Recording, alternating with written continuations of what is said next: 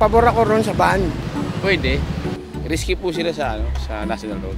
Abala po siya sa ibang driver. Nakakasagabal sa mga daanan.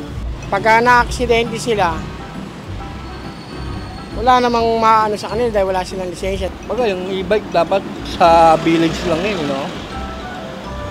Dinadala sa National Road, delikado kasi doon.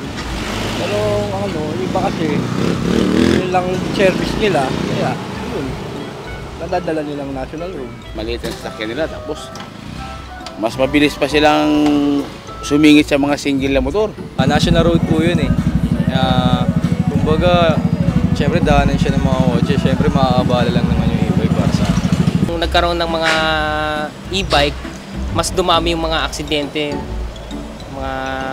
mga sangkot na ito yung mga e-bike. Pwede sila sa subdivision lang, pero sa National Road hindi pwede, sa highway.